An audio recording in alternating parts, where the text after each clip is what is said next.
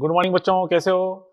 देखिए बेटा, कल अपन ने पढ़ा था यहाँ पे किसके बारे में बच्चों? प्रगामी तरंगों के बारे में। प्रगामी तरंगों के गुण अपन पढ़ रहे थे, जिसके अंदर अपन ने व्यतिकरण पढ़ लिया था। ठीक है, व्यतिकरण अपना कंप्लीट हो गया था। व्यतिकरण के बाद अपन ने यहाँ पे विस्पन भी पढ़ लिया था। ठीक है, आज अपन स्टार्ट करेंगे किसके बारे में? अप्रगामी तरंगों के बारे में।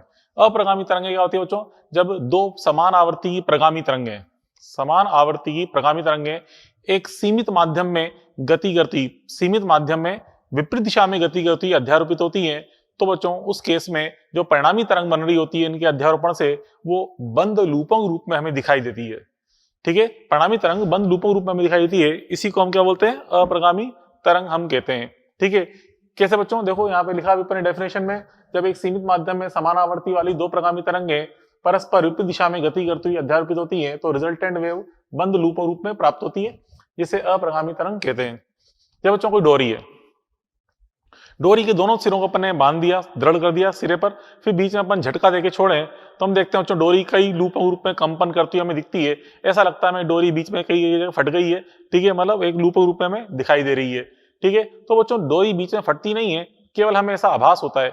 ठीक है, तो इस समय जो डोरी में तरंगे बन रही हैं वो अप्रगामी तरंगे होती हैं। कैसे? बच्चों डोरी है, ये यहाँ तक डोरी है, हमने यहाँ पे इसको बीच में झटका दिया, तो झटका बच्चों क्या हो, इधर भी जाएगा, इधर भी जाएगा, फिर यहाँ से टकरा के वापस लौट के आएगा। तो टकरा के लौट के आने बच्चों उसमें अब विपरीत दिशा में गति करती अध्यारोपण होंगे, तो यहाँ पे प्रगामी तरंगे से क्या बनेगी? अप्रगामी तरंगे लूपों रूप में दिखाई देंगी। जैसे देखिए यहाँ पे, यहाँ बच्चों बच्चों इस जगह हमने झटका उत्पन्न किया, तरंग इधर जा रही है, मान लो देखिए तरंग इधर जा रही है, इस तरह से ये गई। यहाँ बच्चों इस जगह इस पर यहाँ पे ये दृढ़ सिरा है। ठीक है, क्या बच्चों? दृढ़ सिरा, दृढ़ सिरे से यहाँ पे क्या होगा? परावर्तन, दृढ़ सिरे से परावर्तन, दृढ़ सिरे से यहाँ पे क्या होगा? परावर्तन होगा। तो जो दृढ़ सिरे से यहाँ परावर्तन होगा, तो ये जो गर्त के रूप में तरंग आई थी, अचानक से गर्त के रूप में चेंज होगी, ये गर्त के रूप में थी, अचानक से शंख के रूप में चेंज हो गई है, मतलब इस प्रकार से तरंग अब लौट रही है। ठीक है, इस तरफ तो चो ये तरंग इधर जा रही है, तो आने आते समय तरंग इस रूप में थी और आज जाते समय इस रूप में आ रही है तरंग। ठीक है, तो बच्चों यहाँ पे देखिए इसमें अब ये तरंगे आपस में अध्यारोपित होंगी, y1 और y2। तो देखिए यहाँ बच्चों कहते हैं here if y1 is equal to a sin omega t minus kx, तो बच्चों ये तरंग है, इस तरंग को बोल रहे हैं कि मान लो बच्चों ये a sin omega t minus kx है, तो हम देखें कहाँ जा रही है? धनात्मक x दिशा में जा रही है तरंग। ठीक है, ओमेगा t माइनस kx का धनात्मक x दिशा में जा रही है। ठीक है, और बच्चों फिर जब तरंग यहाँ से लौट कर आई, परावर्तित हो गई, तो कहाँ से लौटी? दृढ़ सिरे से परावर्तन हुआ है। तो दृढ़ सिरे से परावर्तन में एक तो दिशा क्या हो जाएगी इसकी? नेगेटिव एक्स अक्ष की तरफ, नेगेटिव एक्स, तो ओमेगा टी प्लस के एक्स बन गया है। तो ओमेगा टी प्लस के एक्स क्या शो कर रहा है? ऋणात्मक एक्स अक्ष की ओर, मतलब विपरीत दिशा में। और फिर यहाँ पे प्लस पाई क्यों ऐड किया बच्चों? क्योंकि हम जानते हैं दृढ़ सिरे से परावर्तन हो रहा है, डोरी की तरंग का दृढ़ सिरे से परावर्तन हुआ है, तो इसलिए पाई का कलांतर आ जाएगा, इसलिए अपन एक्स्ट्रा पाई भी ऐड करेंगे, तो y2 हो गई। अब जो रिजल्टेंट वेव बनेगी y बराबर y1 प्लस y2 कर दिया अध्यारोपण के कारण। तो जो सोल्व करें तो आफ्टर सॉल्विंग हमें समीकरण मिलती है y बराबर 2a sin kx cos omega t। ठीक है, इसी तरंग को हम क्या बोलते हैं बच्चों? अप्रगामी तरंग समीकरण बोलते हैं। तो यहाँ पे गौर से देखिए, अप्रगामी तरंग बच्चों जो x है वो यहाँ पे साइन के अंदर लिखा हुआ है और t यहाँ पे cos के अंदर आ रहा है। ठीक है, जबकि प्रगामी तरंग में t एंड x के बीच में प्लस माइनस साइन आता था, जैसे यहाँ प्लस माइनस साइन है, जबकि अप्रगामी तरंग में साइन के अंदर, मतलब x तो किसी साइन कॉस में होती है, ओमेगा टी किसी अन्य साइन कॉस के अंदर होता है। तो क्या अंदर बच्चों यहाँ पे देखिए, यहाँ पे साइन के एक्स कॉस ओमेगा टी आ रहा है। हाँ, हो सकता है बच्चों तरंगे कुछ अपन अलग प्रकार के लेते, तो यहाँ पे उस केस में यहाँ पे दोनों तरफ साइन के एक्स साइन ओमेगा टी भी आ सकता था, या यूं कहते हैं यहाँ आता बच्चों कॉस के एक्स कॉस ओमेगा टी, यही पॉसिबल है। या हो सकता है यहाँ आता कॉस के एक्स, यहाँ आता साइन ओमेगा टी, ऐसा भी पॉसिबल है। ठीक है, तो बच्चों क्या मतलब है कि अप्रगामी तरंग बस ये ध्यान रखें कि एक्स किसी अन्य साइन या कॉस में आएगा, टी किसी अन्य या साइन या कॉस में आएगा। ठीक है, इस प्रकार से बच्चों अप्रगामी तरंग की समीकरण बन रही होती है। तो बच्चों ये समीकरण बता रही है एक्स दूरी पर स्थित कण के विस्थापन समीकरण को बता रही है, मतलब यहाँ से दृढ़ सिरे से एक्स दूरी पर ये कण, इस कण का विस्थापन कितना होगा, ठीक है, उसको दर्शा रही होती है समीकरण। ठीक है, अब बच्चों यहाँ पे देखिए गौर से देखिए, यहाँ पे जितने भी कण है सारे कण केवल यथास्थान कंपन कर रहे हैं। तो गौर से बच्चों ये जो कण है, अभी समझना, अभी ये कण है सारे यहाँ पे और ये वाले कण सारे यहाँ पे। डोरी पहले बहुत सीधी थी, बिल्कुल सीधी थी, तो झटका देकर उत्पन्न करेंगे तो डोरी इस प्रकार से कंपन करेगी, क्योंकि डोरी की लंबाई थोड़ी सी बढ़ जाएगी, इस प्रकार से हो जाएगी कंपन करते समय। अब ये बच्चों यहाँ पे ये वाले सारे कण नीचे आ रहे हैं, अभी यहाँ पहुंचे, ये वाले सारे कण यहाँ पहुंचेंगे इस जगह, फिर थोड़ी देर बाद सारे कण यहाँ आएंगे, ये वाले सारे कण यहाँ आएंगे। तो देखिए इस समय सारे कण एक साथ एक रेखा पर हैं, माध्यावस्था पे है कि नहीं है। फिर थोड़ा ये वाले कण यहाँ पहुंच गए, ये वाले कण सारे यहाँ पहुंच गए इस कर्व पे, ये वाले फिर यहाँ पहुंचेंगे, ये वाले यहाँ पहुंच जाएंगे, फिर ये वाले नीचे आएंगे, ये वाले यहाँ पहुंच जाएंगे, फिर ये वाले यहाँ वापस यहाँ पहुंचे, तो वापस सारे कण एक साथ यहाँ पहुंचे इस तरीके सीधी रेखा पे, फिर ये कण यहाँ पहुंचे, यहाँ पहुंच गए, ये वाले यहाँ पहुंच गए, एक चक्र हो गया। तो हम देखा एक चक्र में दो बार सारे कण एक साथ माध्यावस्था से गुजर रहे थे। अप्रगामी तरंग में एक चक्र में 2 बार सारे कण एक साथ माध्यावस्था से गुजर रहे होते हैं। और साथ में यहाँ पे इसमें देखिए ये स्थिति ऐसी है जहां पे कण अधिकतम आयाम से कंपन कर रहा है, इसे बोलते हैं प्रस्पंद। यहाँ भी ये बन रहा है प्रस्पंद, कण अधिकतम आयाम से कंपन कर रहा है। तो यहाँ से जैसे इधर जाते आ रहे हैं आयाम का मान कम होते आ रहा है, यहाँ पे आयाम और कम है, यहाँ पे आते थे इस बिंदु पे आयाम क्या है बच्चों, 0 है, मतलब नगण्य। तो जिस बिंदु पे आयाम न्यूनतम होता है उसे हम क्या बोलते हैं, निस्पंद। और जहां पे आयाम अधिकतम होता है प्रस्पंद। तो यहाँ पे न्यूनतम है, ये निस्पंद हो गया, ये निस्पंद हो गया, ये निस्पंद हो गया। तो इस चित्र में आपको 3 तो निस्पंद दिख रहे हैं और 2 प्रस्पंद दिख रहे हैं। ठीक है, यहाँ पे 2 लूप बन रहे हैं, 2 प्रस्पंद दिख रहे हैं, हमें 3 निस्पंद दिख रहे हैं। ठीक है, अब देखिए आगे यहाँ बच्चों इक्वेशन 1, ये समीकरण 1 थी, इसको मैं से लिख दें y बराबर, इसको पूरा लिख दिया capital A cos omega t, y बराबर A cos ओमेगा t। यहाँ A क्या है, 2a sin kx। इस 2a sin kx को बता रहा है A मतलब आयाम, मतलब x दूरी पे जो कण है ये जिस आयाम से कंपन कर रहा है उसकी बात कर रहे हैं। तो A बराबर क्या है, 2a sin kx, 2a sin kx, जहां पे k को चाहो तो आप 2 पाई अपॉन लैम्डा रख दो।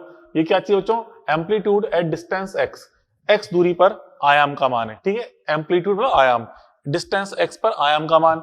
अब बच्चों देखो यहाँ पे at x equal to 0 lambda by 2, lambda मतलब किन बिंदु की बात कर रहे हैं, जैसे कि यहाँ पे तो इसकी 0 की दूरी 0 है। यहाँ बात करें तो यहाँ से तक दूरी क्या होगी, लैम्डा बाई 2, क्योंकि देखिए ये आधी तरंग बन रही है, ये पूरी तरंग, मतलब आधी तरंग की लंबाई क्या होती है, लैम्डा बाई 2, यहाँ तक की लंबाई लैम्डा बाई 2 है। अच्छा, इस बिंदु की बात करें तो यहाँ से इस बिंदु की दूरी क्या जाएगी, लैम्डा। तो ये बिंदु और ये बिंदुओं की बात कर रहे हैं, तो इन बिंदुओं पे दूरी कितनी आ रही है, 0 लैम्डा बाई 2 लैम्डा। ठीक है, ये तो 2 लूप है, आगे मान लो 4-5 लूप होते तो फिर हम आगे और भी कह सकते थे, लैम्डा बाई 2, लैम्डा के बाद 3 लैम्डा बाई 2, फिर 2 लैम्डा, ठीक है, फिर 5 लैम्डा बाई 2, फिर 3 लैम्डा। इस तरह से इन बिंदुओं पे हम देखें आयाम का मान 0 आएगा। कैसे आएगा 0, कुछ नहीं, इस समीकरण में x बराबर 0 रख दो, चाहे लैम्डा बाई 2 रख दो, चाहे लैम्डा, जो आपकी इच्छा हो। चलो 0 रखते हैं, यहाँ पे 0 रखेंगे तो साइन 0 जाएगा, साइन 0 का मान क्या होता है 0, तो 2a को 0 से गुणा करें, 0 जाएगा आयाम, इसे हम क्या बोलते हैं, निस्पंद। ठीक है, तो निस्पंद की स्थिति क्या है बच्चों, दृढ़ सिरे से कहां पे, 0 दूरी पर, लैम्डा बटा 2 दूरी पर, लैम्डा दूरी पर, इस प्रकार से निस्पंदों की स्थितियां होती हैं। फिर देखिए अब हम बात करें x बराबर लैम्डा बटा 4, 3 लैम्डा बटा 4, 5 लैम्डा बटा 4, मतलब इनकी बात करें, एक तो बिंदु यहां से तक दूरी क्या हो जाएगी, लैम्डा बटा 4। ठीक है, ये चौथाई लैम्डा है, लैम्डा बटा 4, इसकी बात करें तो ये दूरी क्या हो जाएगी, 3 लैम्डा बटा 4। ऐसे आगे और लूप बन रहे होते तो 5 लैम्डा बटा 4, 7 लैम्डा बटा 4। इन बिंदुओं पे क्या मिलता है हमें, प्रस्पंद, मतलब आयाम अधिकतम होता है। देखिए रख के देखें, लैम्डा बटा 4 यहाँ रखें इसमें, तो यहाँ पे x का मान लैम्डा बटा 4 होगे तो लैम्डा से लैम्डा कट गया तो अंदर पाई बाई 2 हो जाएगा। साइन पाई बाई 2 का मान क्या होता है, 1 मतलब अधिकतम, तो a का मान क्या आएगा, 2a मतलब अधिकतम आएगा, मैक्सिमम प्राप्त होगा, इसे क्या बोलते हैं, प्रस्पंद बोलते हैं। ठीक है, अब बच्चों अप्रगामी तरंग से रिलेटेड कुछ इंपॉर्टेंट पॉइंट्स अपन देखें। फर्स्ट पॉइंट देखिए, a के ठीक दायां व बायां कण समान कला में कंपन करते हैं। देखें बच्चों, ये रहा a, इस a का ये बायां कण और ये दायां कण, देखिए ये ठीक लेफ्ट और एक राइट कण है, दोनों यहाँ पर हैं, एक साथ नीचे जाएंगे, एक साथ ऊपर जाएंगे, एक साथ नीचे आएंगे, एक साथ ऊपर जाएंगे, इस प्रकार से समान कला में कंपन कर रहे होते हैं। जबकि बच्चों ये निस्पंद जो है, निस्पंद के ठीक बायां और दायां कण, देखिए ये ऐसे नीचे जाएगा तो ऊपर जाएगा, ये फिर ये नीचे आएगा, ये वाला ऊपर जाएगा, इस तरह से ऐसे कंपन करेंगे, इस प्रकार से मतलब परस्पर विपरीत कला में कंपन करेंगे। ठीक है, तो n के दायां बायां कण परस्पर विपरीत कला में कंपन करते हैं, ये देख लिया अपन ने। तो बच्चों एक पूर्ण चक्र में 2 बार सभी कण साथ साथ माध्यावस्था से गुजरते हैं, अभी समझाया था, 2 बार माध्यावस्था से एक साथ गुजर रहे होते हैं। ठीक है, अनुदैर्घ्य प्रकार की अप्रगामी तरंग में निस्पंद पर दाब में परिवर्तन व ऊर्जा में परिवर्तन अधिकतम होता है। तो बच्चों अप्रगामी तरंगें 2 प्रकार की होती हैं, एक तो अनुदैर्घ्य अप्रगामी तरंग और एक अनुप्रस्थ अप्रगामी तरंग। ठीक है, अनुदैर्घ्य अप्रगामी तरंग किसके अंदर बनती है बच्चों, ये तो बनती है ऑर्गन पाइप में, ऑर्गन पाइप में उत्पन्न होती है। ठीक है, ऑर्गन पाइप में उत्पन्न होती है। और अनुप्रस्थ अप्रगामी तरंग क्या होती है, डोरी में उत्पन्न होती है, डोरी में उत्पन्न होती है, मतलब एक सीमित लंबाई की डोरी में उत्पन्न होती है। तो ये तो अपन ने क्या बताया था, अनुप्रस्थ अप्रगामी तरंग का चित्र डोरी में उत्पन्न हो रही है, और ऑर्गन पाइप में तरंग होती है वो अनुदैर्घ्य अप्रगामी तरंग होती है। ठीक है, ऑर्गन पाइप में। तो जो ऑर्गन पाइप में तरंग उत्पन्न हो रही है अनुदैर्घ्य प्रकार वाली अप्रगामी तरंगें, वहां जो निस्पंद बन रहा होता है, तो बच्चों यहाँ पे इसमें तो शंख और गर्त बनेंगे, जबकि हम अनुदैर्ध्य की बात करें, अनुदैर्ध्य प्रकार अनुदैर्ध्य वाली तरंग में वहां पे क्या बनते हैं, संपीड़न और विरलन।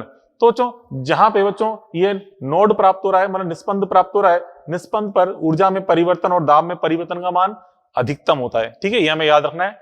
कहां पे, निस्पंद पर ऊर्जा में परिवर्तन भी अधिकतम होता है, दाब में परिवर्तन भी अधिकतम होता है, घनत्व में परिवर्तन भी अधिकतम कह सकते हैं, या गति जहां परिवर्तन अधिकतम होता है, या स्थिति जहां परिवर्तन अधिकतम होता है, ये चीजें अपन कहते हैं। ठीक है, अब देखिए अप्रगामी तरंग के प्रकार समझा दिए। अब बच्चों अब इनको आगे डिटेल में स्टडी करते हैं अपन, अनुदैर्ध्य अप्रगामी तरंग और अनुप्रस्थ अप्रगामी तरंग को। बट उनको डिटेल में स्टडी करने से पहले हमें यहाँ पे 2-3 परिभाषाएं समझनी पड़ेगी। देखिए पहली परिभाषा है मूल आवृत्ति। मूल आवृत्ति क्या होती है? अब बच्चों देखो यहाँ पे जैसे अपन आगे पढ़ेंगे, मेनली पढ़ेंगे एक तो ऑर्गन पाइप के बारे में पढ़ेंगे, और पढ़ेंगे अपन सोनोमीटर के बारे में पढ़ेंगे, डोरी में तरंग उत्पन्न होती है उनके बारे में। तो देखिए यहाँ पे जैसे अपन कंपन की विधा क्या होती है थोड़ा समझाऊं। जैसे ऑर्गन पाइप है, तो मान लो बच्चों ये हम ले रहे हैं बंद ऑर्गन पाइप, इसका एक सिरा खुला एक सिरा बंद होता है, इसे बोलते हैं बंद ऑर्गन पाइप। इसके मैंने ये अलग अलग 4 चित्र दिखा दिए, मान लो ये अलग अलग 4 चित्र हैं। अभी आगे पढ़ेंगे इनको डिटेल में अपन इस प्रकार से। अब बच्चों देखो हम जानते हैं बच्चों इसमें जो बंद सिरा है इस पे क्या बनता है, निस्पंद, और खुले सिरे पर क्या बनता है, प्रस्पंद बनता है। तो इसमें तरंगे बनेगी तो कम से कम ये आधा लूप तो बनेगा ही बनेगा। ठीक है, इससे कम तो पॉसिबल नहीं है। इसके जस्ट अगली वाली स्थिति देखें तो जस्ट अगली स्थिति में कुछ ये बनेगा चित्र इस प्रकार से। देखिए इस प्रकार से बनेगा ये, क्योंकि यहाँ तो क्या बनना है, निस्पंद, यहाँ बनना है प्रस्पंद। तो यहाँ पे तरंग कितनी थी, आधी, यहाँ पे क्या हुई, एक और आधी तरंग। अब अगले चित्र में हम कह सकते हैं 2 और आधी तरंगे देंगे। ये 2 तरंग तो हो गई, 2 तरंगे, और ये हो गई आधी तरंग, मतलब 2.5 तरंग, आधी तरंग, 1.5 तरंग, 2.5 तरंग। ठीक है, इस प्रकार से अगले चित्र में कोई बनना तो यहाँ पे निस्पंद है, यहाँ बनना है प्रस्पंद। ठीक है, ऐसे यहाँ पे इसके अंदर अब 3 तरंगे दिखा दो इस प्रकार से। ठीक है, 3 तरंगे दिखा दी, और आधी तरंग एक्स्ट्रा दिखा देंगे इस प्रकार से, आधी तरंग। ठीक है, इस प्रकार से आधी तरंग। तो यहाँ बच्चों देखिए यहाँ पे ये सबसे कम संख्या वाली तरंग की संभावना है, उससे थोड़ी ज्यादा तरंग यहाँ बन रही है, उससे थोड़ी ज्यादा संख्या यहाँ बन रही है तरंग की, उससे थोड़ी ज्यादा संख्या बन रही है। तो सबसे न्यूनतम संभव को हम क्या बोलते हैं, संभावना को फर्स्ट कंपन की विधा। ये क्या बच्चों, फर्स्ट कंपन की विधा है, फर्स्ट कंपन की विधा। फिर जस्ट ये क्या है, फिर नेक्स्ट कंपन की विधा, मतलब सेकंड कंपन की विधा है, सेकंड कंपन की विधा। ठीक है, फिर बच्चों फिर ये आ गई थर्ड कंपन की विधा, फिर हो जाएगी ये फोर्थ कंपन की विधा। विधा मतलब तरीका। ठीक है, चौथे कंपन का संभावना तरीका कहते हैं, फोर्थ कंपन की विधा हो गई। ठीक है, अब बच्चों देखो इस चित्र में यहाँ पे जो पहली परिभाषा है मूल आवृत्ति किसे कहते हैं, फर्स्ट कंपन की विधा को आवर्ती बोलते हैं मूल आवृत्ति। मतलब इस समय जो तरंगे बन रही है अंदर, उनकी जो आवृत्ति कहलाएगी उसे क्या बोलेंगे, मूल आवृत्ति कहते हैं। क्या कहते हैं, फंडामेंटल फ्रीक्वेंसी, मूल आवृत्ति। इस फर्स्ट विधा के अंदर जो तरंगे बन रही है उसकी आवृत्ति को फंडामेंटल फ्रीक्वेंसी कहते हैं, मूल आवृत्ति कहते हैं। फिर बच्चों अधिस्वरक क्या है, फर्स्ट कंपन की विधा को मूल अधिस्वरक कहते हैं। मतलब ये चित्र बन रहा है, इसे हम क्या बोलेंगे, मूल अधिस्वरक। इस डायग्राम को क्या बोलेंगे, मूल अधिस्वरक। मतलब इस प्रकार से मूल अधिस्वरक यहाँ पे इस प्रकार से प्राप्त हो रहा है। फिर इसके बाद इसके पश्चात क्रमशः फर्स्ट सेकंड थर्ड अधिस्वरक उपस्थित होते हैं। मतलब यहाँ पे क्या बोलेंगे, सोचो फर्स्ट अधिस्वरक, इस डायग्राम बोलेंगे सेकंड अधिस्वरक, इस डायग्राम बोलेंगे थर्ड अधिस्वरक। ठीक है, ये तो मूल अधिस्वरक हो गया। उसके बाद फर्स्ट अधिस्वरक, सेकंड अधिस्वरक, थर्ड अधिस्वरक। अधिस्वरक को इंग्लिश बोलते हैं बच्चों ओवरटोन। ठीक है, उसके बाद देखिए फिर सन्नादी, मतलब हार्मोनिक। सन्नादी क्या होती है, यदि किसी विधा की आवृत्ति मूल आवृत्ति का p गुना है तो उसे पी सन्नादी कहते हैं, मतलब पीवी सन्नादी कहते हैं। क्या मतलब इसका, जैसे कि बच्चों ये मूल आवृत्ति है, इसका मान है मान लो 50 हर्ट्ज, इसका मान 50 हर्ट्ज है। ठीक है, इसका मान 50 हर्ट्ज है। फिर यहाँ पे इस चित्र की बात कर रहे हैं, इस चित्र में आवृत्ति है मान लो 250 हर्ट्ज, 250 हर्ट्ज। तो जो 250 हर्ट्ज इसमें आवृत्ति है, ये इस मूल आवृत्ति का मतलब 50 हर्ट्ज आवृत्ति का कितने गुना है। मतलब यहाँ पे जो 250 हर्ट्ज आवृत्ति है ये इस मूल आवृत्ति 50 हर्ट्ज का 5 गुना है। तो हम क्या बोलेंगे, इस चित्र में कौन सी सन्नादी प्राप्त हो रही है, 5वीं सन्नादी। ठीक है, 5th सन्नादी प्राप्त हो रही है, क्योंकि इस विधा में जो आवृत्ति बन रही है वो मूल आवृत्ति का 5 गुना प्राप्त हो रही है। इसलिए हम बोलेंगे कि इसके अंदर 5th सन्नादी प्राप्त हुई है। ठीक है, तो इस प्रकार से बच्चों ये अपन ने कुछ बेसिक परिभाषाएं देखी। ठीक है, अब इन परिभाषाओं के बाद अपन को डिटेल में स्टडी करते हैं। तो पहले अपन स्टार्ट करते हैं बच्चों यहाँ पे अनुदैर्ध्य अप्रगामी तरंग, जो कि किसमें उत्पन्न होती है, ऑर्गन पाइप में। तो जो देखते हैं यहाँ पे अपन अनुदैर्ध्य अप्रगामी तरंग के बारे में। ठीक है, अनुदैर्ध्य अप्रगामी तरंग बताया था आपको किसमें उत्पन्न होती है, ऑर्गन पाइप में। और जो ऑर्गन पाइप 2 प्रकार के होते हैं, एक तो ओपन ऑर्गन पाइप और एक क्लोज ऑर्गन पाइप। ठीक है। तो इसमें जो तरंग उत्पन्न होती हैं साउंड वेव के रूप में बच्चों यहाँ पे अप्रगामी तरंगें उत्पन्न हो रही होती हैं। किस प्रकार से, पहले अपन देखेंगे यहाँ पे open organ pipe. Open organ pipe means खुला ऑर्गन पाइप, इसके दोनों सिरे खुले होते हैं बच्चों, ये देखिए दोनों सिरे खुले हैं। अब यहाँ पे देखिए इसमें जो अलग अलग कंपन की विधाएं होती हैं कैसे बनती हैं, इसके खुले सिरे पर हमेशा क्या बनता है, प्रस्पंद। यहाँ भी सिरा खुला है, प्रस्पंद बनेगा ए, यहाँ भी प्रस्पंद ए बनेगा, ठीक है। और हम जानते हैं बच्चों दो प्रस्पंदों के बीच में कम से कम एक निस्पंद होता ही है ना, तो एक निस्पंद दिखा दिया अपन ने। अब देखिए यहाँ बच्चों ये प्रस्पंद से निस्पंद की दूरी कितनी है, λ/4, यहाँ भी λ/4, तो पूरी दूरी क्या होगी λ/2, तो लिख दिया अपन ने λ/2। तो इस प्रस्पंद से प्रस्पंद तक की दूरी कितनी है, λ/2। हमेशा याद रखें क्रमागत प्रस्पंदों के बीच की दूरी क्या होती है, λ/2, और क्रमागत प्रस्पंद से निस्पंद के बीच की दूरी क्या होती है, λ/4, ठीक है। तो ये λ/2।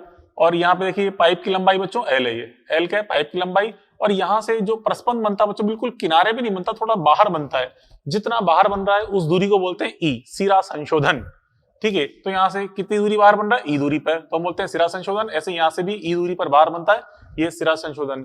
इस दूरी ई का जो मान होता है बच्चों, सिरा संशोधन ई का मान, ये पाइप की त्रिज्या पर निर्भर करता है। तो पाइप की त्रिज्या अगर r है तो ई का मान होता है 0.6 times of r, 0.6 Guna r के बराबर होता है सिरा संशोधन, इतनी हाइट होती है, ठीक है। ये बच्चों फर्स्ट कंपन की विधा हो गई। ऐसे अगली कंपन की विधा अपन देखें बच्चों, अगली कंपन की विधा में क्या होगा, अब यहाँ बीच में एक और लूप एक्स्ट्रा दिखा देंगे अपन, ये प्रस्पंद, ये प्रस्पंद, ये प्रस्पंद, यहाँ दो प्रस्पंद थे, यहाँ पे तीन प्रस्पंद हो गए। तो बच्चों ए से ए तक की दूरी λ/2, ए से ए तक की दूरी λ/2, जोड़ दो कितना बन गया लैम्डा, तो इसे बोल दिया λ2। ऐसे बच्चों यहाँ पे इसमें अब चार प्रस्पंद हो गए, λ/2, λ/2, λ/2, कितना हो गया 3/2 लैम्डा, ठीक है। तो 3/2 λ3 लिख दिया इसको, ठीक है। तो बच्चों दूरी तो खैर लंबाई है L, और ये एक्स्ट्रा ई और एक्स्ट्रा ई है ही सही, कोई दिक्कत ही नहीं है। ये फर्स्ट कंपन की विधा, ये सेकंड कंपन की विधा, ये थर्ड कंपन की विधा, ओके। तो बच्चों आपको समझाया था मैंने, फर्स्ट कंपन की विधा को हम क्या बोलते हैं, मूल अधिस्वरक, उसके पश्चात फर्स्ट अधिस्वरक, फिर सेकंड अधिस्वरक, फिर आगे थर्ड अधिस्वरक, इस प्रकार से लगातार उपस्थित होते हैं, ठीक है।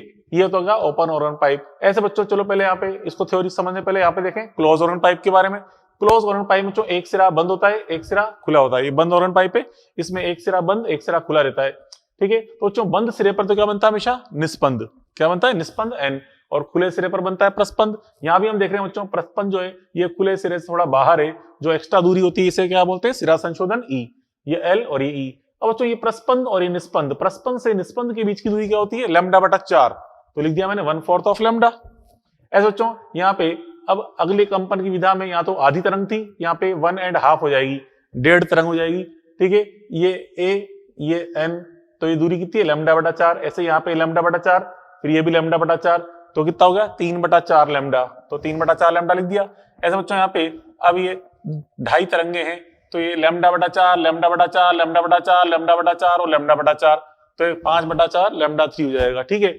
ऐसे बच्चों ये फर्स्ट सेकंड थर्ड कंपन की विधाएं हो गई, इसे मूल अधिस्वरक बोलेंगे, फिर फर्स्ट अधिस्वरक, फिर सेकंड अधिस्वरक, ये होते हैं, ठीक है। चलो अब इसको सोल्व करना स्टार्ट करें। तो देखिए बच्चों यहाँ पे ये लंबाई है, यहाँ पे देखिए ये जो L+2E बन रहा है, यहाँ से तक मतलब ए से ए तक की दूरी कितनी है, L+2E, ये यहाँ से किसके बराबर है, 1/2 λ1 के। तो यहाँ से हम देखते हैं here half of λ1 is equal to L+2E, तो यहाँ से निकाले λ1 का मान, कितना आएगा λ1 का मान, 2 को इधर गुणा कर दो, ये आ गया λ1, ठीक है। तो बच्चों इन तीनों पाइप में वायु भरी हुई है, तीनों में माध्यम समान है वायु, तो इसलिए तरंग का वेग मतलब साउंड का वेग, वेलोसिटी जो है v, तीनों में सेम होगी, यहाँ भी v होगी, यहाँ भी v होगी और यहाँ भी v होगी। और साउंड वेलोसिटी का फॉर्मूला पता ही है, अपन पहले पढ़ चुके हैं, √γ/RT/mw, ठीक है, वो अपन सोच सकते हैं। तीनों में वेग v है, ठीक है। तो बच्चों यदि पाइप में ध्वनि वेग v हो तो आवर्ती का मान क्या होगा, लैम्डा अपन निकाल चुके हैं, वेग अपन ने लिख ही लिया है, तो आवर्ती क्या होती है बच्चों, v/λ, n1 is equal to v/λ1, तो यहाँ पे λ1 का मान रख दो, तो आ गया v/2L+2, ये बहुत इंपॉर्टेंट सूत्र है, ठीक है। n1 is equal to v/2 of L+2E, इसे बोल दिया मैंने NO। बच्चों देखो ये क्या है, ये फर्स्ट जो कंपन की विधा है ना उसकी आवृत्ति निकल के आई, फर्स्ट कंपन की विधा के समय अंदर जो अप्रगामी तरंगे बन रही है उसकी जो आवृत्ति निकल के आई कितनी आई, v/2L+2E, इसे क्या बोलते हैं, मूल आवृत्ति। अभी अपन ने परिभाषा पढ़ी थी, फर्स्ट कंपन की विधा की आवृत्ति को क्या बोलते हैं, मूल आवृत्ति, ठीक है। ये NO लिख दिया, NO मतलब ओपन पाइप, तो ओपन पाइप की जो मूल आवृत्ति का सूत्र ये है, ठीक है। फिर अगले कंपन की विधा में देखें, यहाँ बच्चों देखिए ये हाफ ऑफ λ1 है, ये λ2, ये लंबाई तो खैर दिखिए बराबर ही सी, तो यहाँ पे λ2 किसके बराबर है, हाफ ऑफ λ1 के, ठीक है, λ2 इज हाफ ऑफ λ1। तो देखिए अब देखो यहाँ बच्चों वेग सब में समान है, ठीक है, तो आवर्ती समानुपाती क्या आएगा 1/λ, क्योंकि n बराबर v/λ, तो वेलोसिटी तीनों में सेम है, n समानुपाती 1/λ बनेगा। तो यहाँ पे लैम्डा जो है वो आधा आ रहा है λ1 का, तो आवर्ती क्या आएगी n1 की दुगनी, तो आवर्ती आएगी जो n1 की दुगनी, इस n1 को तो हम no बोल रहे हैं, तो हम क्या बोल देंगे n2 क्या हो जाएगा 2 टाइम्स ऑफ n1, या कहते हैं 2 टाइम्स ऑफ no, ठीक है। मतलब यहाँ पे जो आवर्ती बन रही है इस कंपन की आवर्ती, इस विधा की आवर्ती इस ओपन पाइप की जो मूल आवर्ती है, मूल आवर्ती का 2 गुना बन रही है, और हम जानते हैं मूल आवर्ती का 2 गुना बन रही है तो क्या बोलेंगे इसको सेकंड सन्नादी। अभी अपने थर्ड परिभाषा लिखी थी कि किसी कंपन की विधा की आवर्ती अगर मूल आवर्ती का p गुना है तो उसे क्या बोलेंगे pv सन्नादी। तो यहाँ पे हम देख रहे हैं यहाँ जो आवर्ती बन रही है n2, इसका मान मूल आवर्ती का 2 गुना बन रहा है, तो क्या बोलेंगे यहाँ पे क्या उत्पन्न हो रही है, सेकंड सन्नादी उत्पन्न हो रही है, ठीक है। चलो यहाँ देखें, इस बच्चों ये 3/2 λ3 है, वो 1/2 λ1 के बराबर है, ठीक है, तो 2 से 2 कट जाएगा, तो λ3 निकालें तो 1/3 टाइम्स ऑफ λ1, तो λ3 मतलब तरंग दैर्ध्य यहाँ पे कितनी आ रही है बच्चों 1/3, तो आवर्ती कितनी आएगी 3 गुना, तो आवर्ती 3 गुना हो जाएगी मूल आवर्ती का,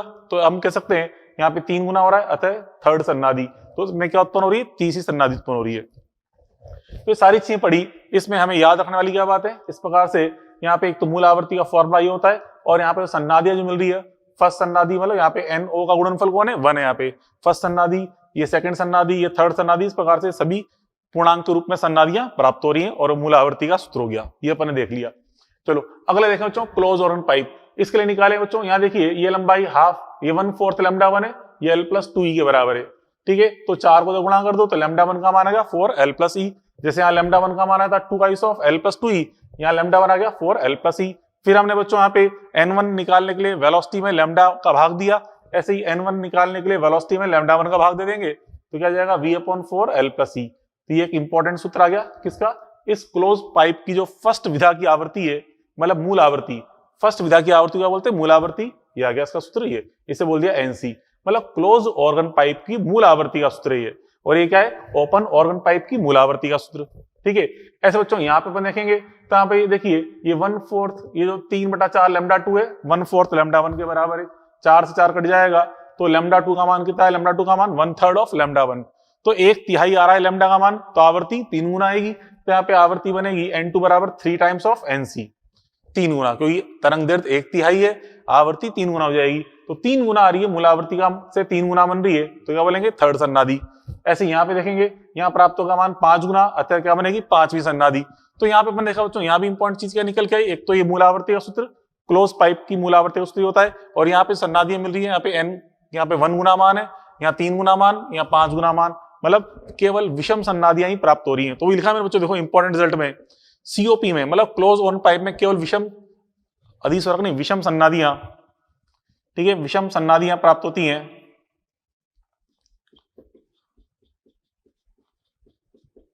केवल विषम सन्नादियां प्राप्त होती हैं, COP में केवल विषम सन्नादियां प्राप्त होती हैं, जबकि OOP में विषम व सम दोनों प्रकार की सन्नादियां प्राप्त हो रही हैं, ठीक है, क्योंकि यहाँ पे देखिए 1 गुना भी आ रहा है, 2 गुना भी आ रहा है, 3 गुना भी आएगा, 4 गुना भी आएगा, मतलब सम और विषम सभी प्रकार की सन्नादियां प्राप्त होती हैं किसमें OOP में। फिर बच्चों देखिए, यदि सिरा संशोधन नगण्य हो तो मतलब 0 हो तो हम जानते हैं E का मान बहुत छोटा सा बनता है, जो त्रिज्या है पाइप की उसका भी केवल 0.6 गुना, तो अगर नगण्य मान है तो हम देखें, क्योंकि हम देखें जितने भी क्वेश्चन सॉल्व करेंगे ना, ये मान चलिए बच्चों 99% क्वेश्चन में हम सिरा संशोधन को नगण्य मान के ही सॉल्व करते हैं। तो देखिए ये बच्चों सिरा संशोधन नगण्य है तो मूल आवर्तियां क्या होगी, देखिए ओपन पाइप के लिए सूत्र ये रहा, ये लिख दिया मैंने यहाँ पे। अब इसमें इस राशि E का मान 0 कर दो, लगभग 0 है, तो इस 0 कर देंगे तो नीचे क्या बनेगा 2L, तो V/2L, मतलब ओपन पाइप की मूल आवर्ती का लगभग मान क्या होता है V/2L, इसी का हम ज्यादातर आगे क्वेश्चन में यूज करते हैं। ऐसे क्लोज पाइप के लिए ये लिख दिया मैंने सूत्र, यहाँ पे E का मान नगण्य कर दो तो नीचे क्या बचेगा 4L, मतलब V/4L, ठीक है। अब बच्चों आपसे कहा जाए कि 2 पाइप है, एक तो क्लोज और एक ओपन, दोनों की लंबाइयां समान हो तो उनकी आवर्तियों का अनुपात बताइए, तो देखो L is equal to same, then NO/NC, तो NO/NC का मान क्या आएगा, इसमें इसका भाग लगा दिया, V से V कट जाएगा, 2 से 4 2 बार कट जाएगा, तो आएगा 2L+E/L+2E, ठीक है। तो चलो देखो यहाँ पे गौर से देखिए, अगर ये राशियां नहीं होती तो मान कितना था, अनुपात 2 के बराबर। लेकिन यहाँ पे ये है l प्लस ई और नीचे l प्लस 2 है, मतलब नीचे वाला मान थोड़ा बड़ा है, ऊपर l प्लस ई नीचे l प्लस 2 तो नीचे वाला मान थोड़ा बड़ा है, तो बड़ी संख्या का भाग लगाएंगे तो अब ये मान 2 से थोड़ा छोटा प्राप्त होगा। तो NO बटा NC का मान क्या होता है, लेस देन 2। मतलब ओपन पाइप और क्लोज पाइप की लंबाई अगर समान है तो उनकी जो मूल आवर्तियां हैं, मूल आवर्तियों का अनुपात 2 से थोड़ा सा कम आ रहा होता है। लेकिन बच्चों अगर सिरा संशोधन को नगण्य मान लेते, ई का मान नगण्य मान लें, ठीक है, तो ई का मान अगर लगभग 0 ले लोगे, ठीक है, तो ये और ये लगभग 0 ले लो तो एल से एल कट जाएगा, क्या आएगा 2। तो NO बटा NC का मान कितना आएगा 2, अनुपात 2 के बराबर होता है। ठीक है, चलो अब देखें बच्चों यहाँ पे mवें अधिस्वरक की आवृत्ति, ये भी इंपॉर्टेंट है समझना बात को। जो यहाँ पे देखिए, ये हम बात करें पहले ओपन पाइप के लिए, फर्स्ट अधिस्वरक की आवृत्ति कितने गुना आ रही है, 2 गुना NO, 2NO। थर्ड सेकंड अधिस्वरक की आवृत्ति कितनी आ रही है, 3NO। देखिए फर्स्ट अधिस्वरक की आवृत्ति 2NO, सेकंड अधिस्वरक की आवृत्ति 3NO, फिर थर्ड अधिस्वरक आएगा उसकी आवृत्ति 4NO, मतलब एक ज्यादा आ रही ना, एक ज्यादा। तो ऐसे बोल सकते हैं कि mवें अधिस्वरक की आवृत्ति आएगी m+1NO आएगी, और NO का मान रख दो V/2L। अगर सिरा संशोधन नगण्य है तो V/2L लेते हैं। चलो अब COP के लिए देखें, यहाँ बच्चों फर्स्ट अधिस्वरक के लिए मान कितना आ रहा है 3NC, सेकंड अधिस्वरक के लिए मान कितना आ रहा है 5NC, फिर थर्ड अधिस्वरक के लिए मान आएगा 7NC, मतलब दुगने से एक ज्यादा आ रहा है, दुगने से एक ज्यादा आ रहा है। तो हम क्या बोलेंगे, ये COP के लिए n बराबर आएगा 2m+1NC, मतलब mवें अधिस्वरक की आवृत्ति हो जाएगी। ठीक है, और फिर NC का मान रख दिया V/4L, रख दिया अपन ने V/4L। ठीक है, चलो अब बच्चों ऐसे ही अगर आपसे कहा जाए यहाँ पे कि इसमें मान ले बताइए कि सन्नादि की आवृत्ति, जैसे यहाँ पे लो सेकंड सन्नादि की आवृत्ति तो 2NO, थर्ड सन्नादि की आवृत्ति 3NO, तो सन्नादि में कोई दिक्कत नहीं है, 10वें सन्नादि की आवृत्ति 10NO। ठीक है, ऐसे यहाँ पे यहाँ देख लिए, जैसे थर्ड सन्नादि की आवृत्ति 3NC, 5वीं सन्नादि 5NC, तो यहाँ भी कोई दिक्कत नहीं। 15वीं सन्नादि 15NC, तो कोई दिक्कत नहीं, सन्नादि में कोई दिक्कत नहीं आती, अधिस्वरक में हमें सोचना पड़ता है। ठीक है, तो देखो अब चलो यहाँ पे एग्जाम्पल अपन देखें, सॉल्यूशन नंबर 1 अपन देख रहे हैं। देखिए क्या बच्चों, यदि OOP की सेकंड सन्नादि COP का थर्ड अधिस्वरक के बराबर है तो हमें लंबाई का अनुपात बताना है। तो बच्चों क्या दिया है, देखिए हमें यहां पे दिया है, देखिए OOP की सेकंड सन्नादि मतलब ट्वाइस ऑफ NO। ठीक है, COP का थर्ड अधिस्वरक, COP का थर्ड अधिस्वरक, COP का m अधिस्वरक ये रहा, तो COP का बच्चों थर्ड अधिस्वरक, तो m का मान 3 रख देंगे, तो 2 × 3 + 1, 2 × 3 + 1, और ये NC। ठीक है, अब यहाँ पे NO का मान क्या होता है बच्चों, V/2L। अब लंबाई का अनुपात पूछा तो इसलिए L और लिख दिया इसको, लंबाई को यहाँ किया 6 और 1 7 हो गया 7। NC का मान V/4L, ये LC रख दिया, तो बच्चों 2 से 2 कट जाएगा, V से V कट जाएगा। हमसे पूछा है LO/LC, इसका मान आ जाएगा ये 4/7।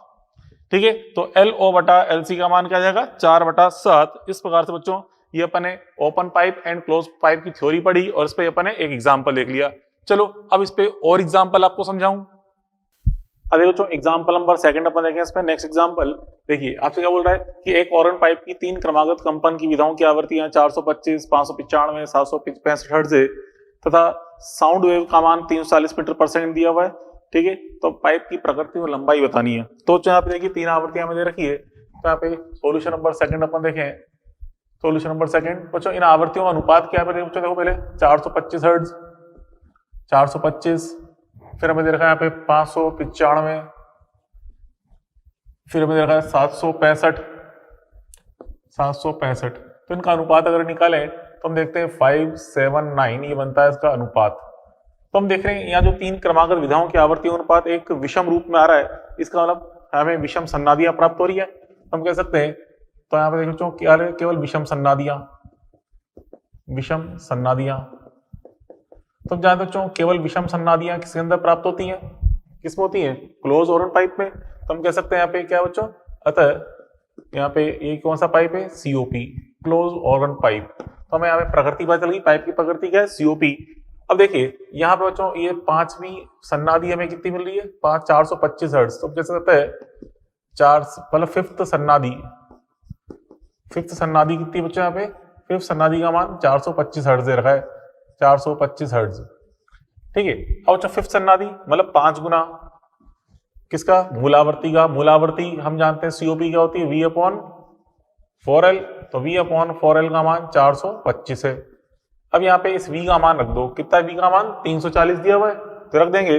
तो 5 इंटू 340 बटा 4L बराबर 425। तो यहाँ से सॉल्व करेंगे, कट जाएगा, तो बन जाता है ये L का मान 1 मीटर। L बराबर 1 मीटर, ये इसका आंसर आएगा 1 मीटर। तो पाइप की लंबाई क्या होगी बेटा? 1 मीटर। ये आंसर निकाल लिया अपन ने। ठीक है, चलो अगला क्वेश्चन देखें। आपसे कह रहा है कि एक OOP bulb open organ pipe जिसकी मूल आवर्ती n है का 3/4 भाग पानी में डुबो दिया जाए तो बाहरी भाग की मूल आवर्ती क्या होगी? सोचो इसकी मूल आवर्ती कितनी है पहले? n। तो हम जानते हैं प्रारंभ में, देखिए सॉल्यूशन नंबर 3 अपन देखें। प्रारंभ में यहाँ पे जो मूल आवर्ती n का मान क्या बच्चों? V upon 2L। प्रारंभ में तो मूल आवर्ती कितनी है? V अपॉन 2L है। अब बच्चों इसका अपन ने 3/4 भाग पानी में डुबो दिया है, तो इसका 1/4 भाग तो पानी के बाहर है। मतलब कुछ इस तरह से देखिए, यहां से अपन देखें, ये पाइप है,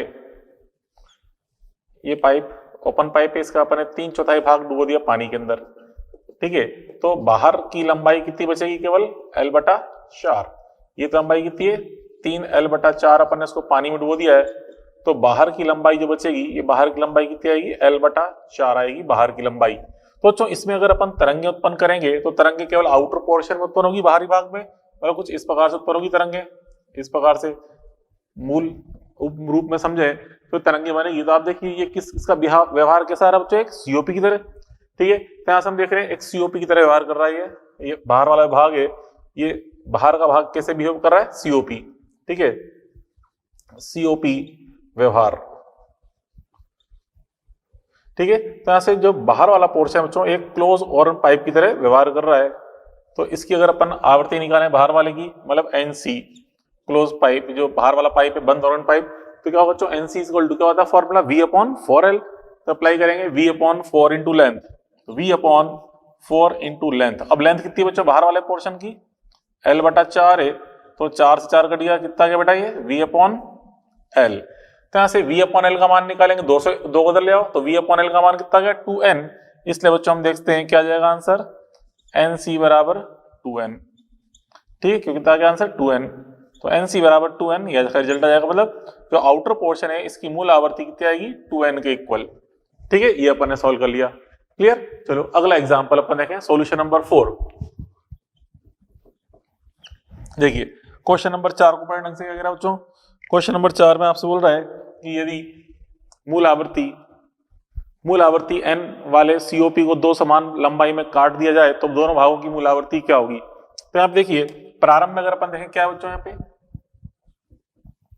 प्रारंभ में जो मूल आवर्ती है कितनी है? n बराबर V अपॉन 4L है कि नहीं है? प्रारंभ में आवर्ती V अपॉन 4L है, क्योंकि अपन देख रहे हैं सीओपी की मूल आवर्ती V अपॉन 4L होती है। अब यहाँ पे इसमें देखिए 2 समान भागों में काट दिया इसको। किस तरह से? देखिए इस तरह बच्चों, यहाँ पे ये 2 भागों में काटा इसको अपन ने इस तरह से। एक भाग तो ये हो गया ऊपर वाला भाग, ठीक है, और ये नीचे वाला भाग ये हो गया इस तरह से, नीचे वाला भाग। तो चलो इसको 2 भागों में काटो, तो यहाँ से अपन इसको 2 भागों में काटा इस जगह से, इस प्रकार से इसको 2 भागों में अपन काट रहे हैं, 2 भागों में। तो जो नीचे वाला ऊपर वाला भाग तो बच्चों क्या है? सीओपी। देखिए ये लंबाई कितनी बच्चों? ध्यान समझो, ये लंबाई तो कितनी होगी? L/2। ये लंबाई भी कितनी होगी? L/2। ठीक है, L/2 L/2। अब यहां से देखिए ये जो भाग है ये किस तरह बिहेव करेगा? OOP की तरह, OOP व्यवहार। ठीक है, हम देख रहे हैं इसका व्यवहार कैसा बच्चों? OOP की तरह। ठीक है, और इसका व्यवहार कैसा बच्चों? COP की तरह, क्योंकि नीचे से क्लोज है ऊपर ओपन है, तो हम देखेंगे वाला भाग COP की तरह व्यवहार कर रहा है। ठीक है, तो इस प्रकार से अपन समझ सकते हैं जो ऊपर वाला भाग है उसका व्यवहार तो OP, क्योंकि इसके अंदर अगर अपन मूल रूप से तरंगे दिखाना चाहें तो हम देखें कुछ इस प्रकार से बनेगी। ठीक है, मतलब मूल आवर्ती रूप में तरंगे। इसमें कैसे बनेगी मूल आवर्ती रूप में तरंगे? कुछ इस प्रकार से।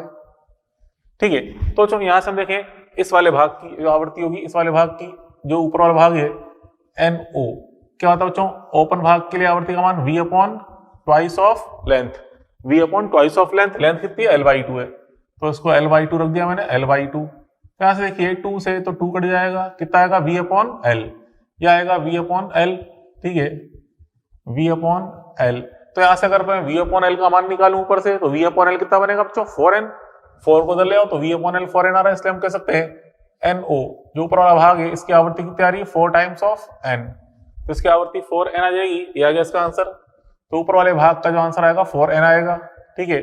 चलो अब इस नीचे वाले भाग को देखें, इस नीचे वाले भाग NC, इसका मान क्या होता है NC का मान V upon 4 times of length, length कितनी दिख रही है आपको यहाँ पे L बटा 2, रख दो L बटा 2, ठीक है। तो कितना होगा बेटा यहाँ से V अपॉन 2L।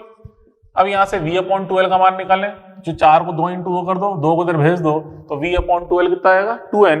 तो इसलिए अपन देखें यहाँ पे इस नीचे वाला पोर्शन जो दिख रहा है जो NC है, इसकी आवृत्ति कितना आई 2 ऑफ n के इक्वल, ठीक है। तो इस प्रकार से अपन समझ सकते हैं। तो अपन ने दो भागों में काटा इसको, ऊपर वाला भाग COP इधर बिहेव कर रहा है, नीचे वाला भाग COP इधर है, तो ऊपर वाले भाग की आवृत्ति कितनी आ रही है 4 टाइम्स ऑफ n, नीचे वाले भाग की आवृत्ति है 2n, ठीक है। ये अपन देख लिया। चलो अब देखें पांचवा क्वेश्चन। देखिए पांचवा क्वेश्चन क्या बच्चों, 500 हर्ट्ज आवृत्ति का स्वरित्र एक पाइप के साथ 4 विस्पंद देता है। अब यदि पाइप की लंबाई थोड़ी सी घटा दी जाए तो 3 विस्पंद प्राप्त होते हैं। पाइप की प्रारंभिक आवृत्ति क्या थी? तो बच्चों देखिए यहाँ पे अपन कैसे करेंगे सॉल्व। पाइप की आवृत्ति कितनी होगी, स्वरित्र की आवृत्ति 500 हर्ट्ज है, पाइप इसके साथ 4 विस्पंद दे रहा है, तो देखो n पाइप का जो मान है कितना होगा 500 प्लस माइनस 4 हर्ट्ज, ये होगा मान। पाइप की जो आवृत्ति होगी या तो 500 में से 4 ज्यादा होगी या 4 कम होगी, तो दोनों संभावनाएं अपन लेके चले। तो देखिए यहाँ से तो दोनों संभावनाएं अगर अपन सोचे तो यहाँ से n पाइप का मान कितना आ सकता है, 500 में से 4 माइनस करो कितना आता है 496 हर्ट्ज, ठीक है।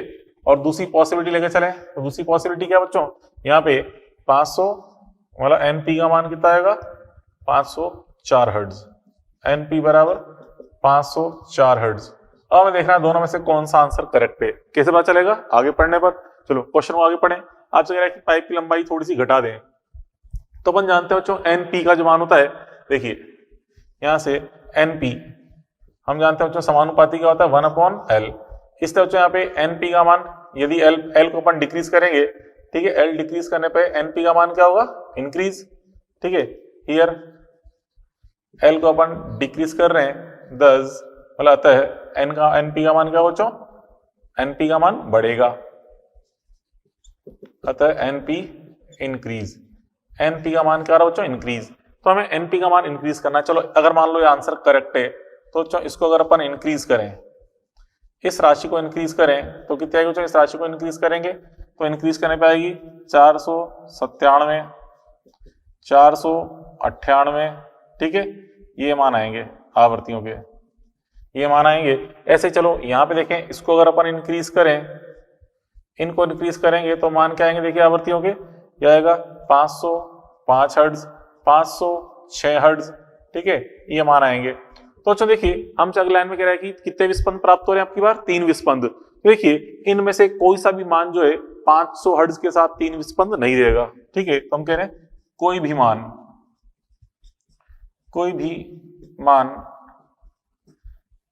500 हर्ट्ज के साथ 3 विस्पंद नहीं देगा, 3 विस्पंद नहीं देगा, ठीक है। इसका मतलब ये वाला मान तो गलत है, ये तो पॉसिबल ही नहीं है, 504 हर्ट्ज तो आएगा ही नहीं क्योंकि हमें 3 विस्पंद नहीं मिल पा रहे। चलो इसको अपन देखें, यहाँ बच्चों देखिए ये 497 जो मान है ये हम देख रहे हैं बच्चों, ये 500 हर्ट्ज के साथ 3 विस्पंद दे रहा है, के साथ कितने विस्पंद मिलेंगे 3 विस्पंद मिलेंगे, 3 विस्पंद देगा।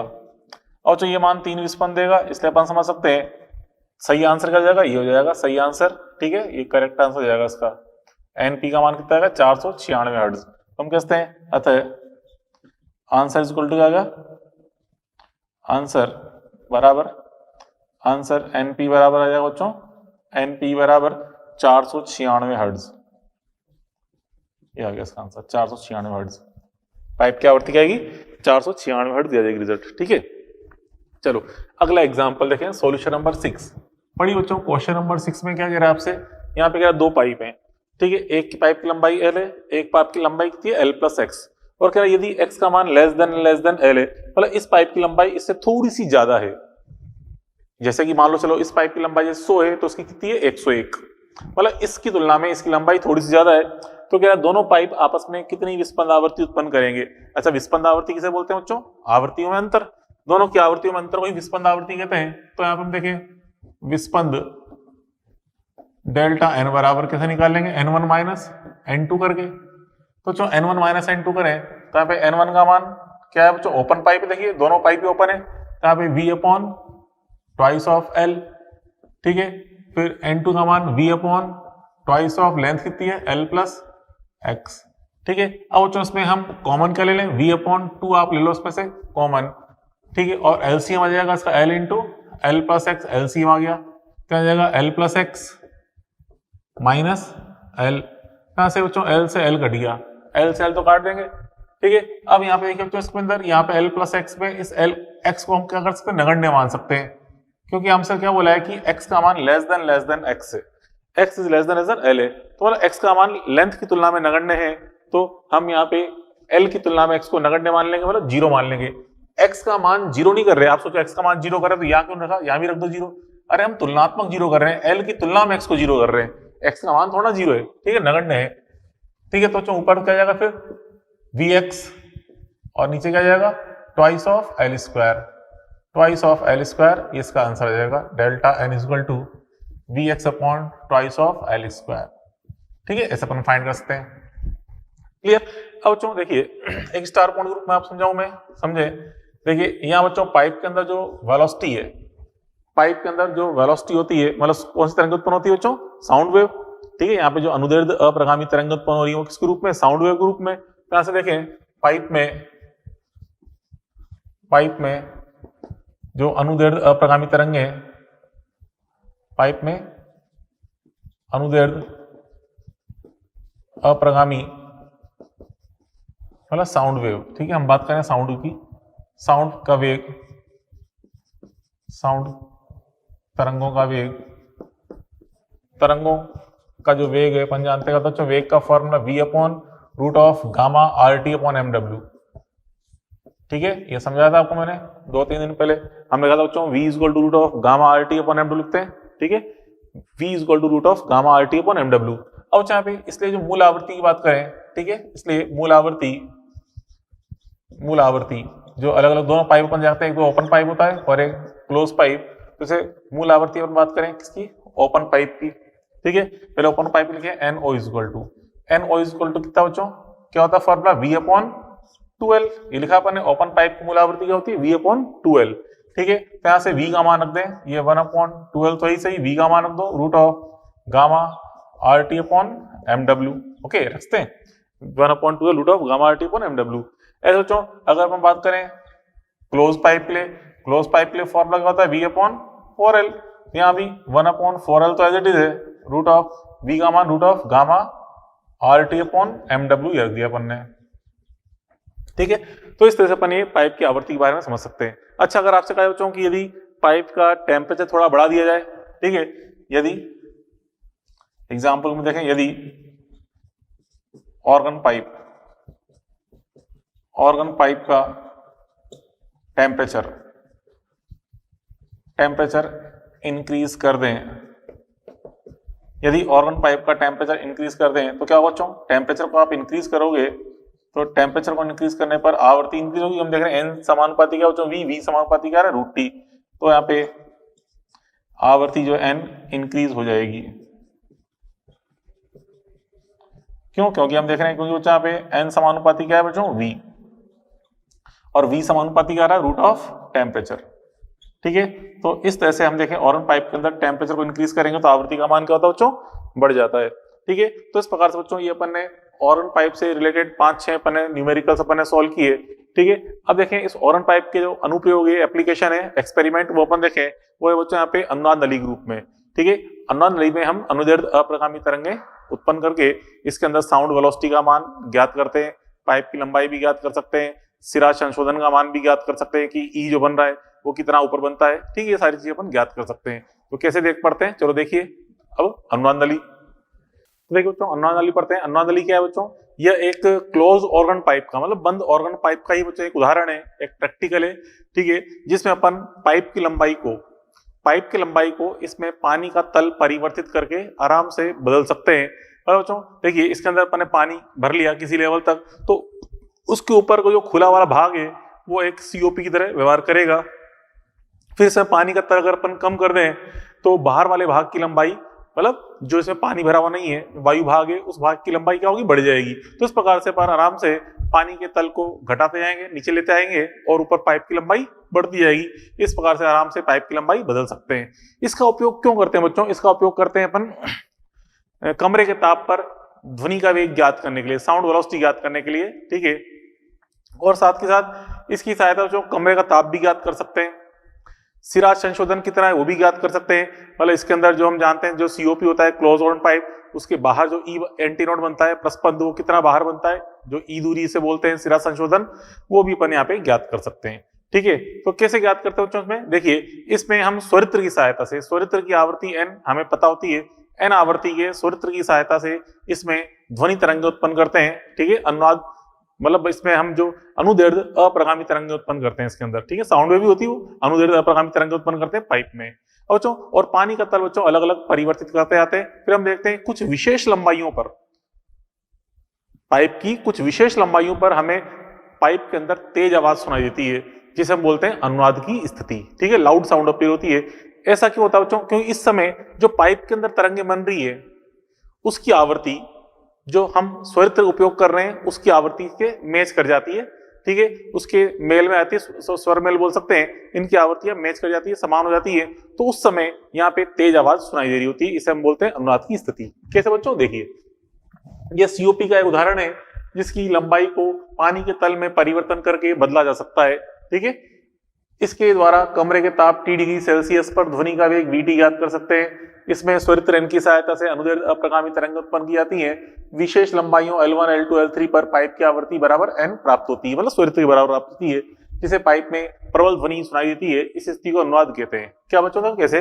देखिए, अभी बच्चों यहाँ पे अभी हम देखें, मान लो हमने पानी यहाँ पे ऊपर तक भर लिया, ठीक है, तो अभी खाली लंबाई क्या लगभग 0 है, तो यहाँ पे हम जो स्वरित्र उत्पन्न करेंगे इसकी आवृत्ति जो n है और अभी पाइप की आवृत्ति कुछ अलग है, तो यहाँ पे मैच नहीं करेगी। फिर जैसे पानी का तल कम करते आएंगे तो मान लो जब पानी का तल इतना कर दिया तो उसमें इस प्रकार से तरंगे बनेगी।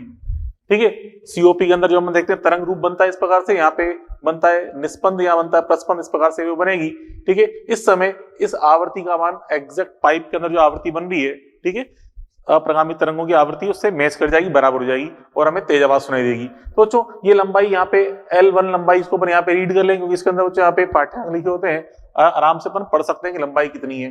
ठीक है, और हम जानते हैं प्रस्पंद थोड़ा बाहर बनता है, इस दूरी को ई बोलते हैं। इस समय बच्चों ये λ/4 दूरी बनेगी। क्यों? क्योंकि ये प्रस्पंद है और यहाँ पे क्या बन रहा है बच्चों? ये निस्पंद। प्रस्पंद से निस्पंद तक की दूरी क्या होती है? λ/4। ठीक है, ये λ/4 हो गया। फिर बच्चों इसे बोलते हैं फर्स्ट अनुनाद की स्थिति, क्योंकि हम जानते हैं ये जो सीओपी की जो प्रथम कंपन की विधा है, ये उस प्रकार से तरंग बन रही है अंदर। ठीक है, अब बच्चों यहाँ पे देखिए, इस L1 प्लस ई का मान किसके बराबर होगा? λ/4 के। तो λ/4 क्या है बच्चों? L1 प्लस ई, फर्स्ट अनुनाद के समय। अगली बार अब क्या करेंगे, पानी का तल फिर अपन ओ डाउन करें, ओ डाउन करेंगे तो हम देखेंगे फिर यहाँ पे जो प्रबल साउंड थी वो गायब हो जाएगी, क्योंकि वापस अब लंबाई चेंज करें तो अब पाइप की आवृत्ति यहाँ से मिसमैच कर गई है, अब डिस्टर्ब हो गई, ये पाइप की आवृत्ति इस एन के बराबर नहीं आ रही। ठीक है, तो यहाँ पे फिर तेज आवाज बंद हो जाएगी। फिर पानी का तल कम करते जाएंगे, फिर एक विशेष स्थिति ऐसी आएगी, ठीक है, जिससे हम लंबाई L2 बोल रहे हैं, उस समय यहाँ पे जो अब ये जो तरंग बन रही थी इसका 1.5 गुना के रूप में यहाँ पे तरंग स्वरूप प्राप्त होगा। मतलब हमें यहाँ पे वापस इस उसी तरंग दैर्घ्य की यहाँ पे वापस आवृत्ति प्राप्त होगी। अब ये टोटल लंबाई यहाँ से तक कितनी? 3 λ/4।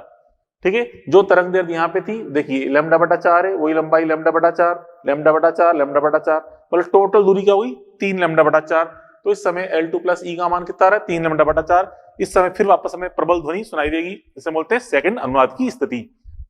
तो यहाँ पे देखिए L2 प्लस ई का मान कितना आ रहा है? 3 λ/4 के बराबर। ठीक है, ये सेकंड अनुनाद की स्थिति होगी। ऐसे बच्चों हम और तल कम करते हैं तो थर्ड अनुनाद की स्थिति के समय क्या होगा? L3 प्लस ई का मान किसके बराबर होगा? L3 प्लस ई का मान होगा 5 λ/4 के। ठीक है, 5 λ/4। उसके बाद फिर हम नेक्स्ट देखें चौथी अनुनाद की स्थिति के समय, वो L4 प्लस ई का मान किसके बराबर हो जाएगा? यहाँ पे हो जाएगा आपका 7 λ/4 के। ये लिखा है ना, इसी प्रकार थर्ड अनुनाद के समय हो जाएगा, फोर्थ अनुनाद के समय ये हो जाएगा। इस प्रकार से आगे जब तक अनुनाद मिलते जाएंगे तब तक ऐसा होता जाएगा। अच्छा, अनुनाद कितने प्राप्त हो? ये भी सोचने की बात है बच्चों। देखिए यहाँ पे हम देखा ये पाइप की लंबाई टोटल यहाँ से यहाँ तक है, ये देखिए कुल लंबाई पाइप की है, और ये 3 λ/4 आ गया है। ये λ/4 था, ये 3 λ/4। फिर मान लो आगे अपन ने सोल्व किया, यहाँ तक आ गया 5 λ/4। फिर बच्चों उसके आगे देखेंगे जो 7 λ/4 है वो यहाँ पे पाइप की लंबाई को क्रॉस कर गया, तो हमें चौथी अनुनाद की स्थिति नहीं मिल पाएगी। मतलब यहाँ से हम जो ये लंबाइयां देखते हैं λ/4, 3 λ/4, 5 λ/4, 7, तो जो भी लंबाई यहाँ पे अगर पाइप की लंबाई को पार कर रही है, ठीक है, चाहे 3 λ/4 हो, चाहे 5 λ/4, चाहे 7 लैम्डा/4, जो भी ये लंबाई अगर पाइप की लंबाई से ज्यादा हो गई है तो फिर वो अनुनाद की स्थिति में प्राप्त नहीं हो पाएगी। ठीक है, तो इससे अपन समझ सकते हैं। तो देखिए अब बच्चों, अब देखिए यहाँ पे मैं VT का मान ज्ञात करना है, साउंड वेलोसिटी का मान। तो साउंड वेलोसिटी का मान ज्ञात करने के लिए बच्चों समीकरण 1 और समीकरण 2 ही काफी है, मतलब फर्स्ट एंड सेकंड अनुनाद की से ही काम चल जाता है, आगे हमें ज्ञात करने की जरूरत ही नहीं पड़ती। जैसे देखिए अब बच्चों ये 2 समीकरण हैं, इनको अपन सॉल्व करें। ठीक है, इनको सॉल्व कर दो, ध्यान से बच्चों L1 L2 तो यहाँ पे ज्ञात है, आराम से यहाँ पे पाइप पे अपन पढ़ सकते हैं L1 L2 का मान। 2 ही अज्ञात राशि है, एक तो लैम्डा और एक ई। तो बच्चों यहाँ पे अगर एक काम करें, इन समीकरण दोनों में 3 से गुणा कर दें, 3 से गुणा कर दें LHS RHS में, और फिर यहाँ पे इनको आपस में घटाएं तो 3 λ/4 से 3 λ/4 तो कट जाएगा। ठीक है, सॉल्व करके ई निकाले तो ई का मान आता है 1/2 L2 - 3L1। ये क्या है, सिरा संशोधन निकल गया इससे। ठीक है, और बच्चों अगर चलो मान लो 3 से गुणा नहीं कर रहे होते, डायरेक्ट इनको माइनस करेंगे तो माइनस करने पे ई से ही कट जाएगा। अब क्या निकल जाएगा, लैम्डा का मान। तो लैम्डा का मान आता है ट्वाइस ऑफ L2 - L1, ये आता है लैम्डा का मान। ठीक है, ये दोनों मान निकाल लिए। अब यहाँ पे देखो गौर से, इधर 2 को मैं इधर गुणा कर दूं तो क्या हो जाएगा 2e। 2e बराबर क्या आएगा, L2 - 3L1। मतलब L2 में से 3L1 घटा रहे हैं तो कितना आ रहा है, 2e के बराबर। मतलब इसका मतलब ये है कि L2 का मान 3L1 से थोड़ा ज्यादा है। L2 में से 3L1 घटाने पे 2e प्राप्त हो रहा है, इसका मतलब L2 का मान 3L1 से थोड़ा ज्यादा प्राप्त होता है। तो यहाँ बच्चों दिखने में लग रहा है कि ये लंबाई इसके लगभग 3 गुना है। ठीक है, दिखने में 3 गुना लग रही है, लेकिन एक्चुअल में 3 गुना से थोड़ी सी ज्यादा होती है। क्यों? क्योंकि सिरा संशोधन के कारण ऐसा हो रहा है। हाँ, अगर सिरा संशोधन को नगण्य माने तो लंबाई 3 गुना हो जाएगी, लेकिन एक्चुअल में हम देख रहे हैं सिरा संशोधन को भी हम काउंट कर रहे हैं, तो यहाँ पे लंबाई का मान 3 गुना से थोड़ी सी ज्यादा प्राप्त हो रही होती है। L2 is greater than 3L1। ठीक है, तो हमने यहाँ पे लैम्डा निकाल लिया, पाइप के अंदर लैम्डा निकाल लिया इस तरह से, और पाइप में जो आवृत्ति बन रही है वो किसके बराबर है, स्वरित्र के बराबर। वो तो खैर पता होती है स्वरित्र की आवृत्ति, तो जो लैम्डा पता है, एन पता है। अब यहाँ से क्या निकाल सकते हैं, वेलोसिटी ऑफ साउंड। तो V इक्वल टू क्या होता है, एन लैम्डा। तो कमरे के ताप पे साउंड वेलोसिटी VT बराबर n इंटू लैम्डा। क्यों? क्यों इसके अंदर क्या है, वायु, और बाहर कमरा है, जो वायु कमरे की है वही वायु इसके अंदर भी है। ठीक है, क्योंकि वायु तो सब जगह एक समान होती है, जो कमरे की वायु है वही इसके अंदर वायु है, तो जो इसके अंदर ध्वनि का वेग है वो बाहर कमरे में ध्वनि का वेग होगा। ठीक है, तो अच्छा VT बराबर n लैम्डा रख दें, तो n यहाँ पे लैम्डा मान यहाँ से रख देंगे, ये रख दिया, तो VT बराबर क्या होगा, 2n L2 - L1। ठीक है, अब बच्चों ये आपको पहले बता चुका हूँ कि यहाँ पे जो VT का मान होता है, अगर अल्प ताप के पर अपन कमरे में ध्वनि का वेग ज्ञात करें, ठीक है, अल्प ताप पर ध्वनि का वेग VT बराबर 332 + 0.61 T, मतलब T यहाँ के डिग्री सेल्सियस में रखना है आपको। डिग्री सेल्सियस में रखेंगे तो हमें मीटर प्रति सेकंड में कमरे के ताप पर वेलोसिटी पता चल जाएगी, मतलब T डिग्री सेल्सियस ताप पर वेलोसिटी का फॉर्मूला होता है। ठीक है, और बच्चों इसको हम इस पे एक न्यूमेरिकल देखें, एक न्यूमेरिकल काफी जो अपन सॉल्व कर रहे हैं, इसमें सारी चीजें आराम से शामिल हो जाएंगी, हर चीज समझ जाएंगे इस क्वेश्चन से। देखिए यहाँ बच्चों आपसे कह रहे हैं कि 500 हर्ट्ज स्वरित्र की सहायता से L1 बराबर 15 सेंटीमीटर और L2 बराबर 49 सेंटीमीटर अनुनाद प्राप्त होता है। तो देखिए बच्चों गौर से, L2 का मान कितना है, 49। हम देखें 15 का 3 गुना करें 45 आता है, तो 3 गुना से थोड़ा ज्यादा ही आ रहा है मान, 45 से ज्यादा आ रहा है 49। ठीक है, तो हम देख रहे हैं L2 का मान 3L1 से थोड़ा ज्यादा प्राप्त हो रहा है। ठीक है, अब कह रहा है ज्ञात करो, पहला कह रहा है VT, दूसरा कमरे का ताप, फिर E लैम्डा, फिर L3। चलो निकालते हैं, सॉल्यूशन अपन करें बच्चों। फर्स्ट क्या निकालना है, VT का फॉर्मूला ये रहा, VT इक्वल टू क्या बच्चों, twice of n L2 - L1, L2 - L1, तो ट्वाइस ऑफ n का मान बच्चों 500 hertz, L2 - L1, L2 49 centimetre है, मीटर में चेंज करने के लिए 100 का भाग लगा दो, फिर 15/100 ये कर देंगे। ठीक है, तो 2 0 2 कट जाएंगे, इसमें से घटाएंगे 34 आएगा। ठीक है, इसको आगे 10 बचेगा, 10 से गुणा करेंगे तो 340 आएगा, 340 मीटर पर सेकंड। ठीक है, तो साउंड वेलोसिटी का मान कितना है, 340 मीटर पर सेकंड। सेकंड है बच्चों, हमें क्या ज्ञात करना है, कमरे का ताप ज्ञात करना है T। तो बच्चों देखो VT का मान क्या होता है, 332, तभी अपने निकाला, ये लगाते हैं VT बराबर 332 + 0.61 T, इसका उपयोग कर रहे हैं। तो VT का मान रख दो, कितना है 340 बराबर 332 + 0.61 × T है, तो यहाँ से घटाएंगे तो 8 आएगा, 8 बराबर 0.61 T, तो उसमें 8 में 0.61 टी का भाग लगा दे तो टी का मान जो लगभग आता है ये आता है 13.1 डिग्री सेल्सियस। ये टी का मान आ गया, ये वेलोसिटी ऑफ साउंड आ गई। ठीक है, उसके बाद तीसरा पूछा बच्चों ई एंड लेमडा के मान। ई, ये रहा ई, ये लगा दें ई बराबर क्या बच्चों, half of L2 minus 3L1, half of L2 minus 3L1। और जो half of L2 minus 3L1 करेंगे तो हाफ L2 का मान यहाँ पे चलो सेंटीमीटर रख देते हैं, 49 centimetre minus L1 3L1, 3 into 15 centimetre. तो चो यहाँ 49 पे से 45 घटाएंगे, 4 बचेगा, 4/2 करने पे कितना आएगा, 2 सेंटीमीटर। ये ई बराबर कितना गया, 2 सेंटीमीटर। फिर लैम्डा निकालना है, इससे निकाल लो सूत्र से लैम्डा, मतलब इसमें जो तरंग उत्पन्न हो रही है twice of L2 minus L1। ठीक है, तो ट्वाइस ऑफ L2 यहाँ पे कितना है 49 सेंटीमीटर, L1 यहाँ पे 15 सेंटीमीटर, तो इसमें घटाएंगे 34 आएगा, इसका डबल करेंगे तो 68 सेंटीमीटर, क्या जाएगा 68 सेंटीमीटर। ठीक है, उसका जो फिर फोर्थ हमें क्या निकालना है, फोर्थ हमें निकालना है L3 का मान, मतलब थर्ड अनुनाद की स्थिति, तीसरी अनुनाद की स्थिति निकालनी है। ठीक है, तो बच्चों इसमें L3 का अपन देख रहे हैं, ये रहा थर्ड L3 के लिए 5 लैम्डा बटा 4 करते हैं, 5 लैम्डा बटा 4 का मान होता है L3 प्लस ई के बराबर। यहाँ से 5/4 लैम्डा अपने निकाल लिया, 68 सेंटीमीटर आया था, L3 प्लस ई का मान 2 आया था, यहाँ से L3 सॉल्व करेंगे तो आ जाएगा 83, L3 इक्वल टू 83 सेंटीमीटर। ये आ गई थर्ड अनुनाद की लंबाई। ठीक है, तीसरी अनुनाद की लंबाई 83 सेंटीमीटर आ जाएगी। अब जो फिर पूछ रहा है कि कितने अनुनाद प्राप्त हो सकते हैं यदि लंबाई, नली की कुल लंबाई 100 सेंटीमीटर हो। तो चलो एक काम करें, L4 भी निकालते हैं इसमें, चौथी अनुनाद के लिए, तो क्या आएगा 7 लैम्डा बटा 4 बराबर क्या आएगा L4 प्लस ई। यहाँ से L4 का मान निकालते हैं, कितना आएगा 7/4 लैम्डा 68 सेंटीमीटर है। यहाँ बच्चों L4 प्लस ई का मान 2 रख देंगे, यहाँ से सॉल्व करने पर L4 का मान आता है 117 सेंटीमीटर। अब जो कि प्राप्त नहीं हो पाएगा क्योंकि हम देख रहे हैं इस L4 का मान जो है ये ज्यादा आ गया, किसे 100 से ज्यादा आ गया है, नली की लंबाई 100 है, चौथी अनुनाद की लंबाई तब प्राप्त होती कितने 117 सेंटीमीटर में, जो कि लंबाई प्राप्त हो नहीं सकती। ठीक है, तो हम देख रहे हैं जो कि L4 इज ग्रेटर देन क्या बच्चों 100 centimetre, L4 is greater than 100 centimetre है। ठीक है, हम कहते हैं फोर्थ अनुनाद प्राप्त नहीं होगा, प्राप्त नहीं होगा। ठीक, क्योंकि लंबाई नहीं है हमारे पास, पर्याप्त लंबाई नहीं है। तो इसे बच्चों कुल कितने अनुनाद प्राप्त हो सकते हैं, अतः 3। ठीक है, अतः कुल संभव अनुनाद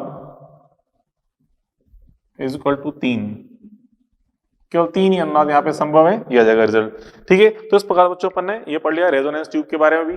ठीक है, तो यहाँ तक बच्चों अपन ने पूरा पढ़ा अनुदैर्घ्य अप्रगामी तरंगों के बारे में। ठीक है, चलो खैर आज के लिए वो थे, कल बच्चों पढ़ेंगे हम अपन अनुप्रस्थ अप्रगामी तरंगों के बारे में। ठीक है, चलो कल मिलते हैं, ओके गुड बाय।